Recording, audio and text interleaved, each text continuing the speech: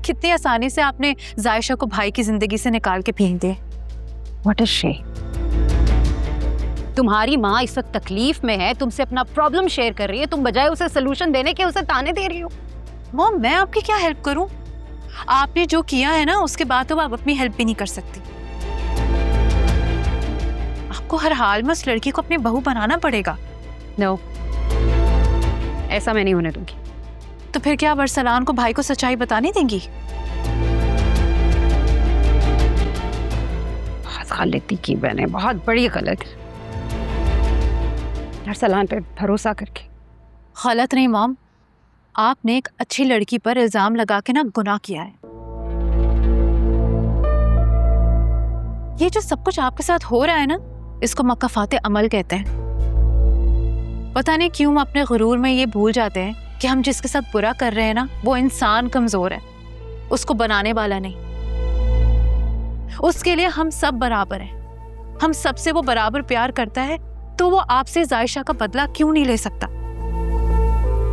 अरीशा, मैं तुम्हारी इस हरकत से बहुत परेशान हूं।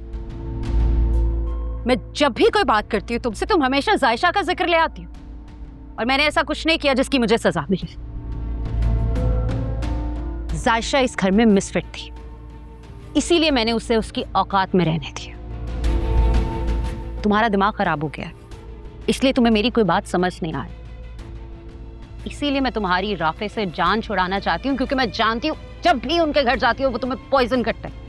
मॉम, अब आप मुझे जो कुछ भी कहें, लेकिन एक बात समझ लें कि आपके पास कोई चॉइस नहीं है। आपको अरसलान की बात माननी पड़ेगी। वो भाई नहीं है जो आपकी बातों में आ जाए।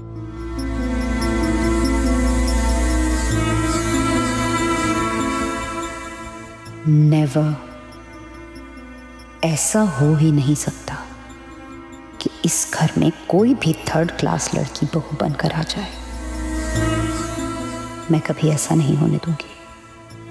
अरसलान को हर हाल में उस लड़की को छोड़ना होगा। May I come in, sir? Yes, come in, Mr. Rafe. Thank you. Have a seat. Thank you, sir. Rafe, मैं आपकी परफॉर्मेंस से बहुत ज़्यादा खुश हूँ।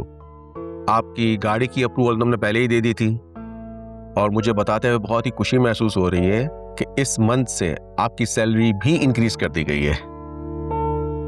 Thank you, sir. No need to say thanks. You deserve it. ये आपकी गाड़ी की चाबी and congratulations. Really grateful, sir. Thank you. Thank you. Please continue.